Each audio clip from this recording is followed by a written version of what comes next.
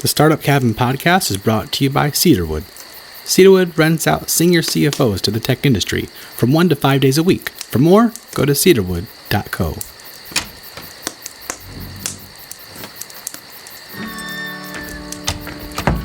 Welcome to Startup Cabin podcast. I'm Xue Mei Rhodin, and together with Steve Ferris, my co-host, I just wanted to thank you for all of the great feedback we've gotten from you listeners. It just warms our hearts so much, and it's really giving us a lot of energy to continue on this journey. We've had so many great entrepreneurs so far, and there is just more coming in every day who wants to be interviewed. So thanks for that too. In this episode, I interview Louise Eriksson from Vint. Louise is an entrepreneur like myself who has had a couple of companies before and come out strong of those and found new insights to apply in our new company, Vint. And it's been a treat interviewing her about that process. She has a lot of insights on sales and building a team and a company, but also how to move a company to a new market, as they did with Vint to San Francisco a couple of months ago. So I hope you enjoyed the interview. Thank you for being here, Louise. Can you tell our listeners a little bit about yourself, who you are?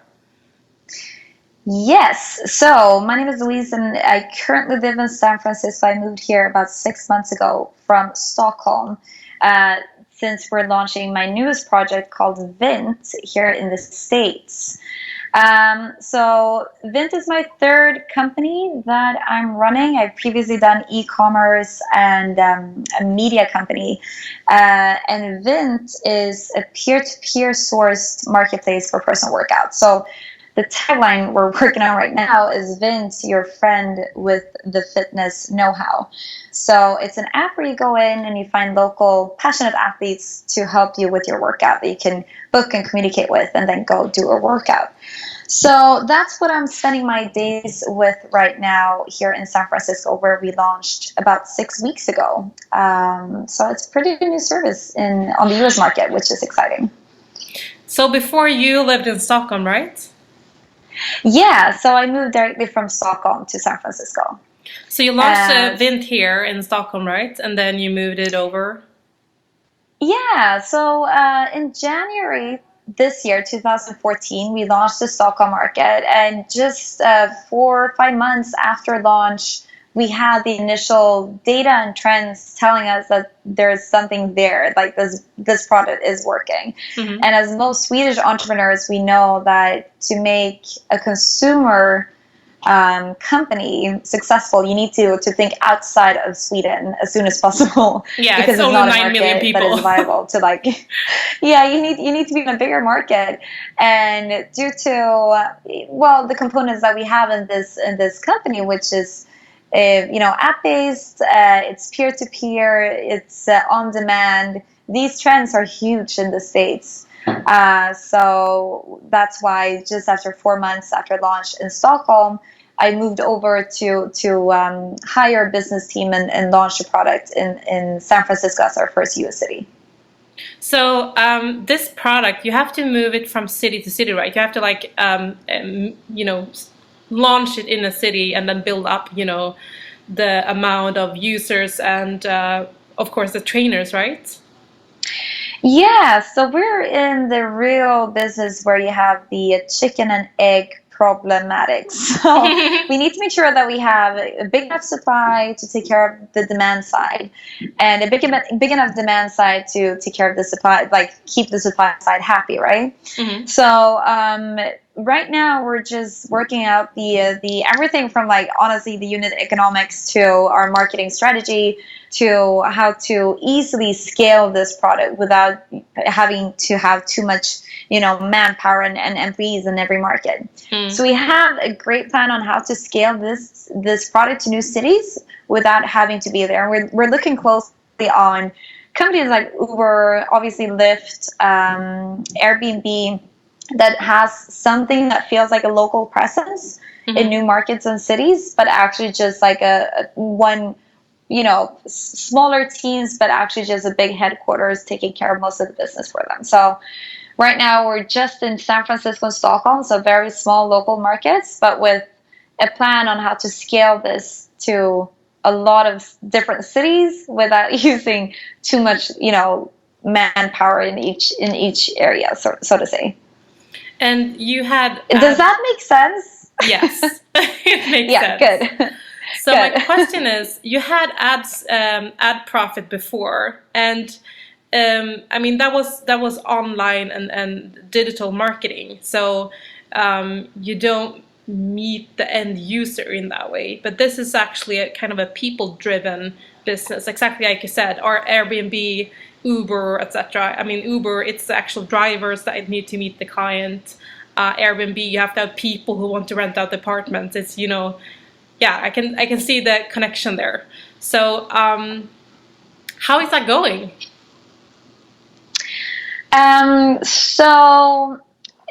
So ad profit, I just needed to collect my thoughts for a bit. Mm-hmm.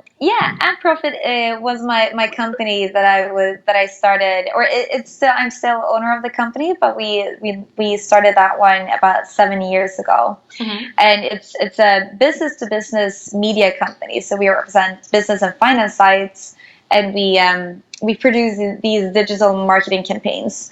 So that company is still going strong, and it's amazing because then I have the experience for working business to business and in a purely sales and marketing world to doing consumer building a consumer experience, which is way different. Exactly.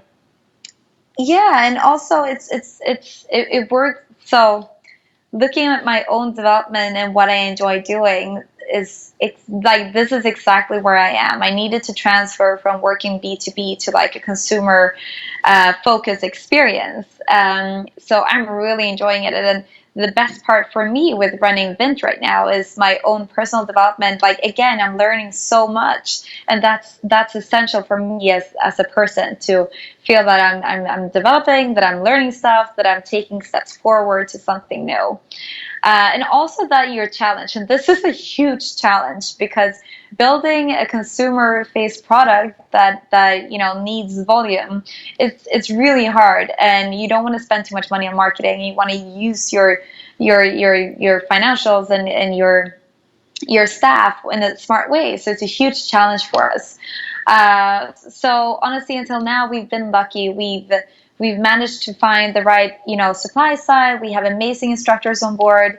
We have clients that are showing us that what we're doing is working. So now we're getting into the phase where we need to start thinking about how can we increase retention? How could we work with, product growth? How can we scale this in a quicker way? Like what sort of specific activities can we insert into our monthly process to increase the number of users drastically every now and then when we need. So it's a huge challenge, but it's also what makes my everyday life so much fun right now. So yeah, I don't know. Is there anything specific that you want me to discuss? Whether like how to build consumer-facing products? Yeah, I was thinking more about your moving from business to business to business to consumer. What kind of learnings did you actually feel that you got from the business to business market that you can use in the business to consumer market? That, for example, you didn't think you would be able to do, or something that you just realized will fit for both markets? I think there is a huge benefit when you're working business to business. You need to learn proper sales. True. And it's a very, very salesy job working towards businesses. And you can't rely on doing Facebook campaigns, and you can't rely on doing, app install campaigns and so forth. It's actual sales, and you're building your strategy around how to sell the product into new businesses. I think, many of the companies that I'm talking to that are similar to us, that is a consumer product, is relying on the marketing activities, is relying on the virality in the app from the first users. You're relying on sort of, oh, we're going to do growth hacking to make this happen. And I think one of the benefits from my background is that we go back to the basics. How can we sell this? What's our sales strategy? How can we communicate this in a human face-to-face interaction? And these activities that we're looking at is actually the ones that are performing best in terms of getting new users and getting our brand recognition up. So I think that's a huge benefit of having that sort of way of working with you coming into the consumer-facing world. I can definitely recognize that.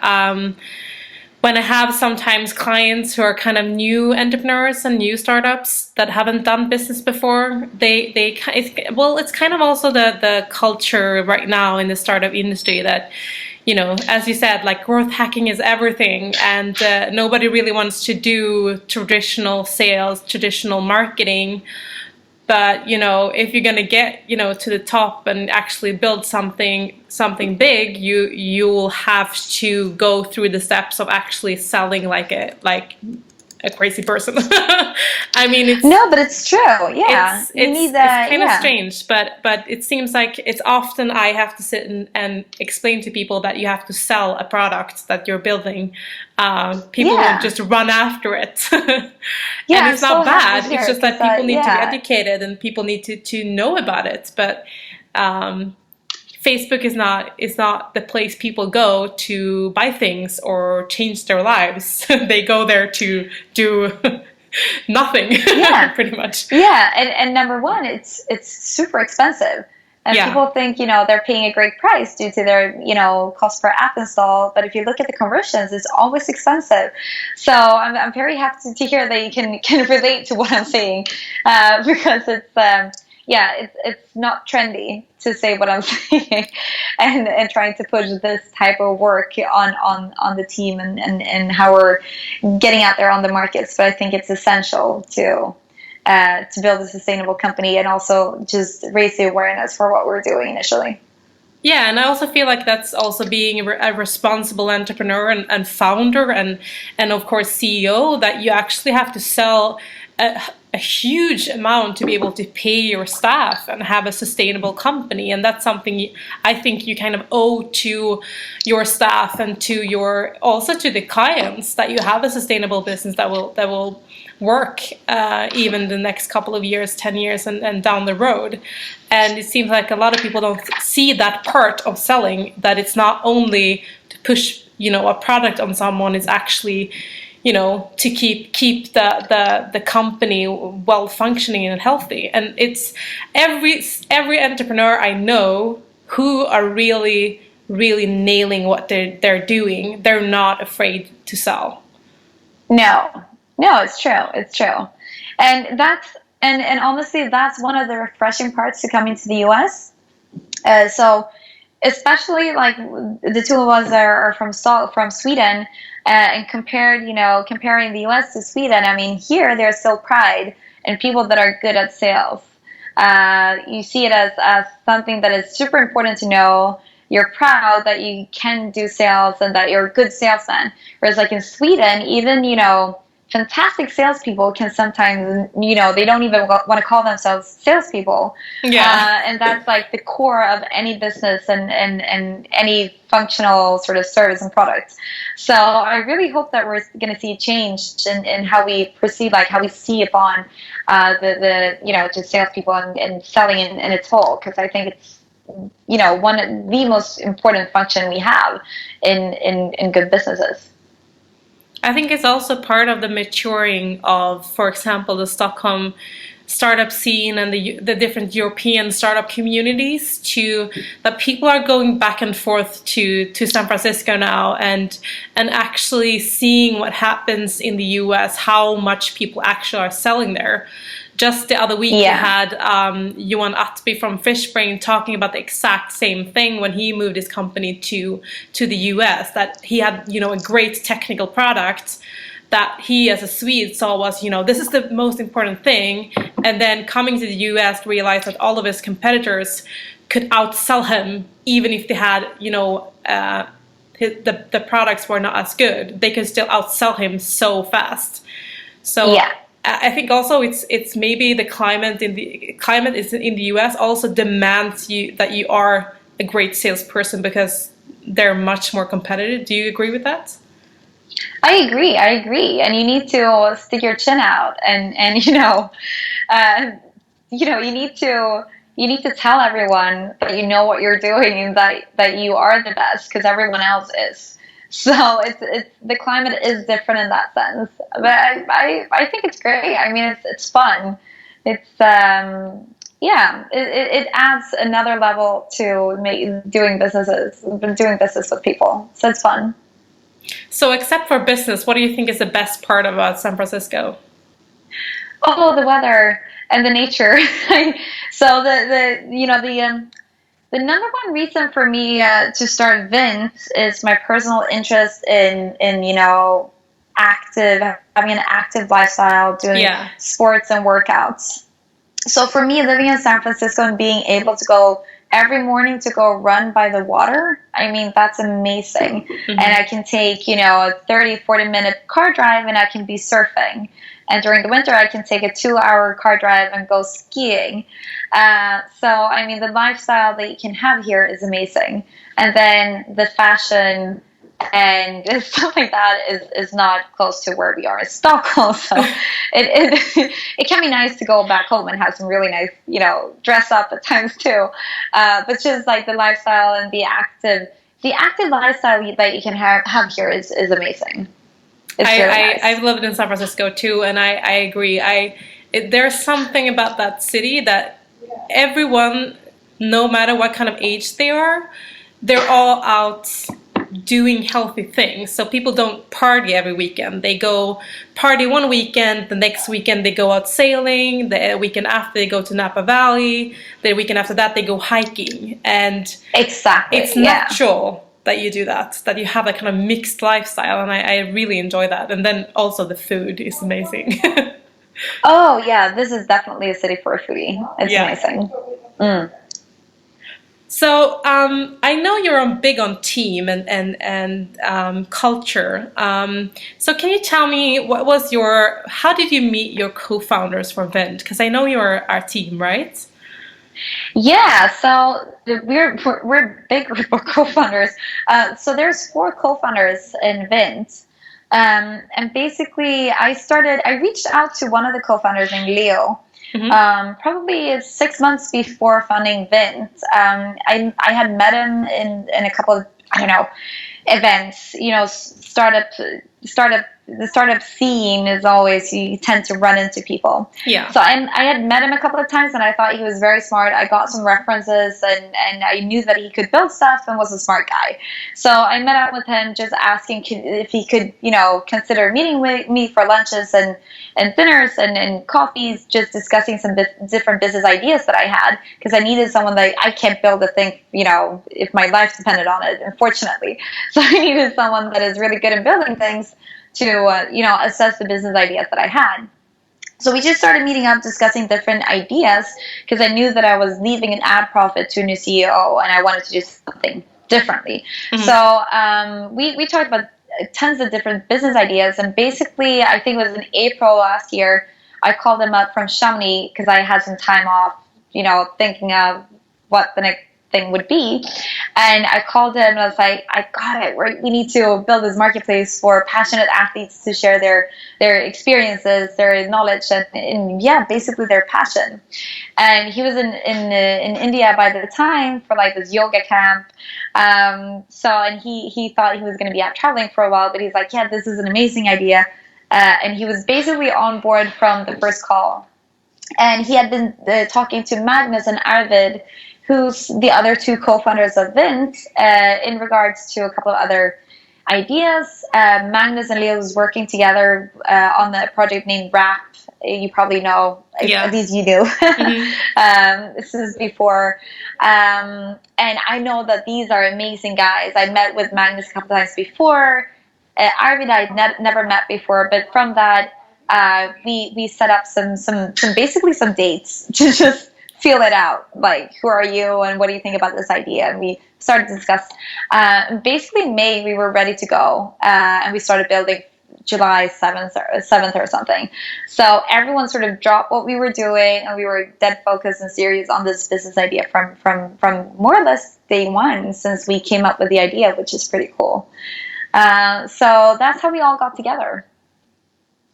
So I kind of recognize the way you describe putting together a team. I think as you have had experience as an entrepreneur before, and I feel like I recognize it for myself, having experience from being an entrepreneur before, that it's somehow easier to convince people to do something with you when you have that experience as a background, especially if you're the one with the entrepreneurial side and they're the one with the technical side, that they kind of trust you much more, and it's just faster to get a team together. Do you agree? I agree. And also, I mean, me and Leo, we've been discussing some business ideas for months, right? So when I came out with this, I knew what his sort of questions would be, and I could like prep them for him. Like, yeah, this is why it's gonna work, and this is exactly how we're gonna do it. Magnus, I knew he was an avid runner, and also I know that business culture for him is important. So meeting with him, you know, we discussed like how to build a company culture that is super exciting around something that is fitness and health related, because that's also a big thing for us. That, like, we're building a sustainable culture where everyone is supposed to feel great internally. And you know, he's a runner, so he could connect with, you know, the full business idea, and he's into sports. And what was interesting is that Arvid, he had like, I don't know, it was like 2 years ago, he had a very similar idea. I didn't know before I met him the first time. He's like, yeah, I've been thinking about something that is very similar to what you're discussing. So he'd been thinking about something in these sort of in this path before. So I agree. It's easier to get people to like commit with you when you have a background of doing successful businesses before, of course. But also here, I felt so lucky that we all of a sudden were 4 people that had, you know, very specific reasons to believing in the concept. So that was pretty cool, and that everyone was so committed from the beginning, signing off from their current projects and like moving forward.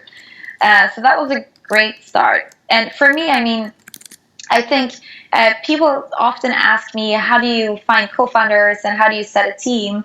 And I do think it's important to let this take its time, because getting the right co-founders is and colleagues overall is crucial.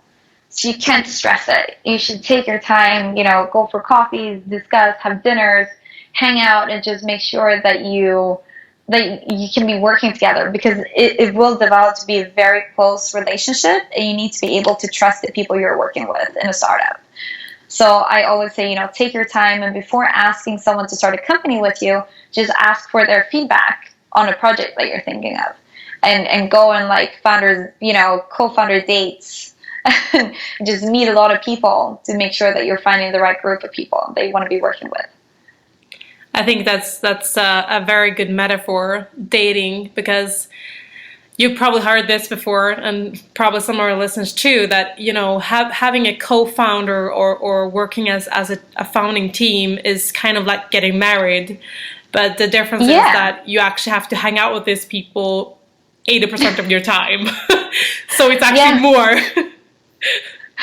Yeah, no, really, it's true. And it has all the components, the fights, the reunion, everything. The sharing of assets. I mean,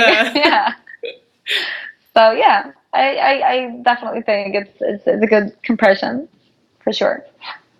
Something else I thought was interesting that you said is you know, that your co-founders, they all have their own personal reasons why they wanted to be part of the founding team of Vint. That's something they're passionate about, and I think a lot of people miss when they're themselves, you know, very passionate about their project. They just want people to be as passionate as they are, and they don't look for people who are, you know, who love it by themselves, who have their own reasons to be there. I think a lot of people think you have to like convince them to, oh, this is a good coder, so I'm going to convince this person that this is a great idea. But I think you have to have people who just love the concept itself, that is something they want to work with long term, because otherwise you'll create a team that needs convincing to stay on. Yeah, no, I agree, and we think like that even with the people getting on board now. So we would never hire someone that is not passionate about health or being active, or we would never, and honestly, we would probably never hire someone that have not on their own setting just tried out the service. So if we get someone to apply for a position with us and we see that they haven't tried the service, we couldn't, we can't be interested in interacting with that person, because we do think it's important that you have some sort of connection with, our mission and of course our vision to what we're trying to change in the world, and the problems that we want to change and solve. And I mean, I think it's very true what they say, A players hire A players and B players hire C players. And I think in today's kind of culture, and especially in the startup world, that is a lot about culture, a lot about the passion people have, much less the actual skills, because there's so many things you have to learn over time that you learn in the company. But just having just a good knowledge base and skills, but then also that the passion and the team person you are is so important. Yeah, for sure. So if you would think about some learnings you have had during the last couple of months, moving over to San Francisco, what do you think would be good insights for our listeners to hear?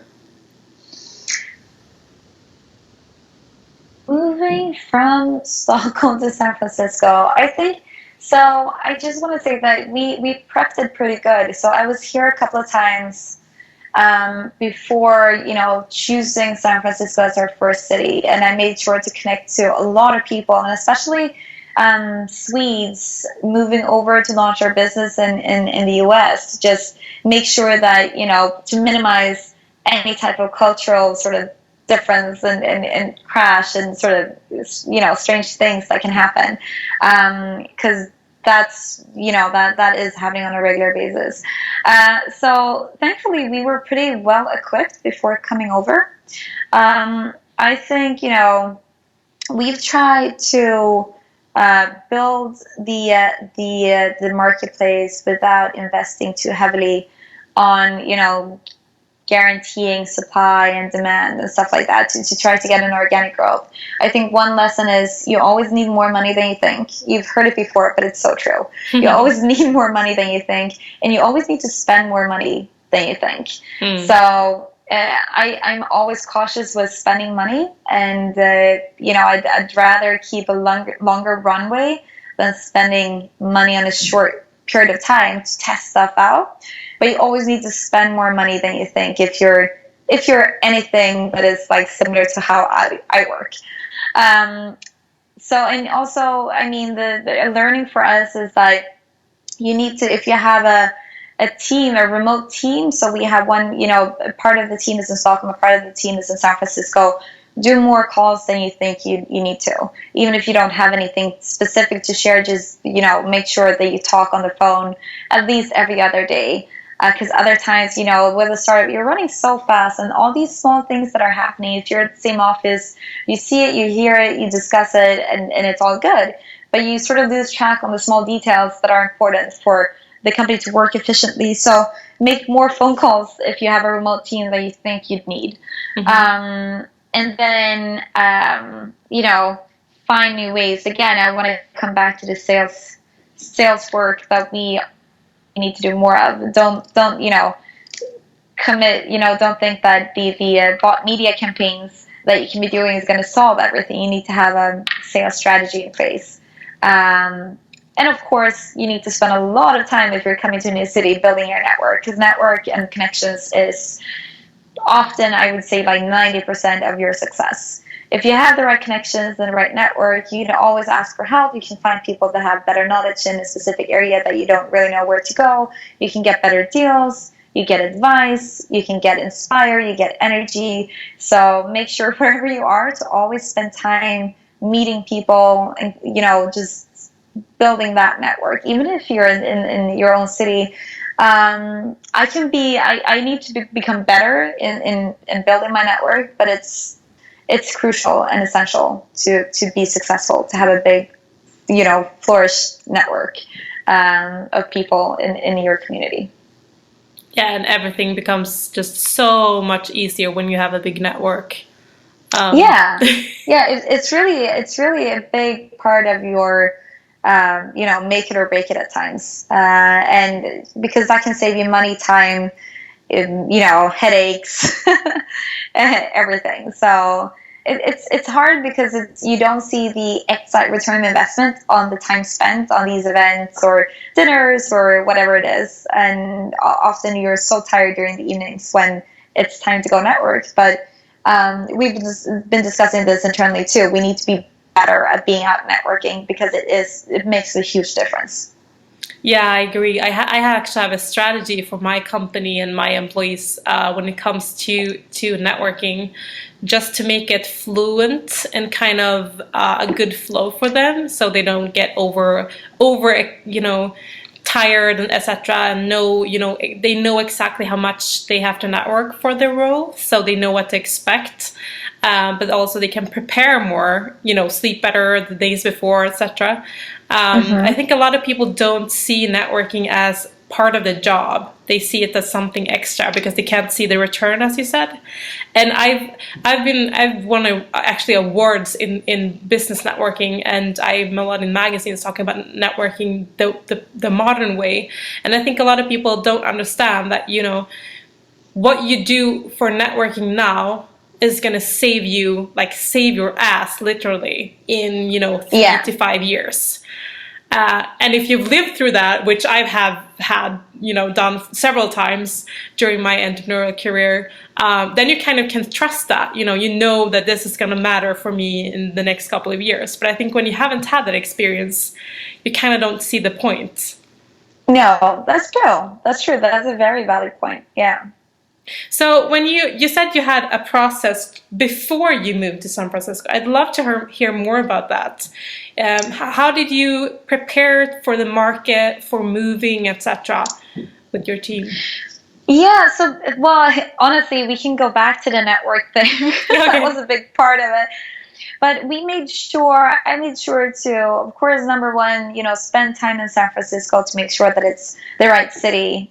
And that includes everything from, I was working out with all of our competitors, I was doing small surveys, I was meeting with them and making sure that I built connections with important companies such as Uber, Lyft, Airbnb, TaskRabbit, and so forth.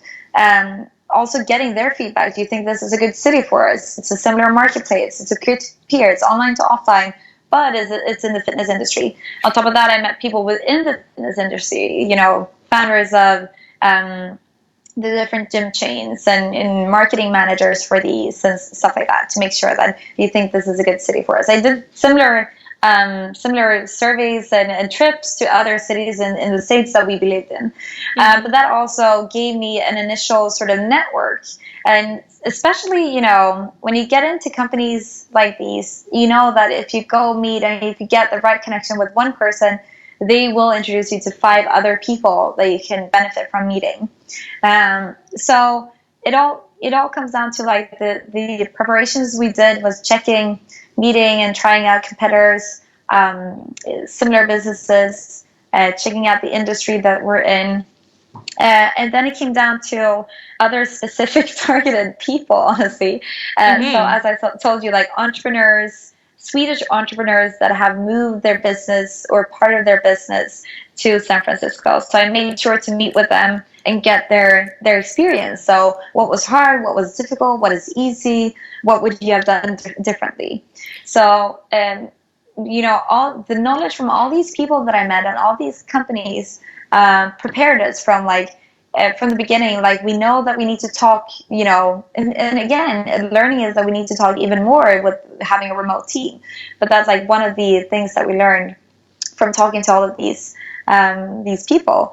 Also, we had companies to do launch projects with when we got here. We knew where to post, our role descriptions to find good staff. We knew who to connect with to get, influencers to spread our brand when we were getting here. We knew how to get an office. So instead of just being here and on the ground, we found a way to find people before moving over that helped us in this transition. And I think, obviously that saved us a lot of money and time. And again, saved us part of the headache. So again, it comes down to networking, and people are so happy to share. And you should never be afraid to send an email or call someone to ask them if they can share their experiences with you. Because I would tell you 9 out of 10 people would be more than happy to. And that's how the ecosystem works. You share your experiences, and in return you can get, knowledge from someone else back. Definitely. I mean, that's what I try to teach people, that you can't get anything if you're not willing to give something. No, you can't come in and be a taker. You have to come in and be a giver. Otherwise, you'll get nowhere. So actually, exactly. that's a good bunch of tips. So find companies that have the similar markets or similar business models that have another kind of audience or product, but are in that market, so you can see how that kind of business model works in that place. And then also finding kind of your buddies from your city or from your country who have moved there and done the move themselves in the same way you're going to do it. That's really good tips, because I think a lot of people, they just see this massive move and don't know where to start. But then you actually get both the business side, but also the contacts who have done the same journey. And just super smart contacting Swedes who are in San Francisco, because I know there's a lot. Oh, it is, yeah. And they all have great learnings, and because we all make mistakes, right? Yeah. So better hear from them and try to make it, do it differently, and get their advice on how to pass those problems, rather than doing the same mistakes as everyone else. So thank you so much for sharing, Louise. This was nice. It was really nice. Yeah, thank you so much. And I know that I speak really fast and use a lot of words. I hope you all can follow. I think they will. Otherwise, they can always go backwards and forwards in the audio, or see other see the transcription. Slow it down. Awesome, perfect. All right, thank you so much. Thanks. That was Louise Eriksson from Vint. I hope you enjoyed that interview as much as I did. And I would encourage you to go to startupcabin.com/episodes. And there you can find all our links to iTunes, Stitcher, SoundCloud, and YouTube, so you can subscribe to the show.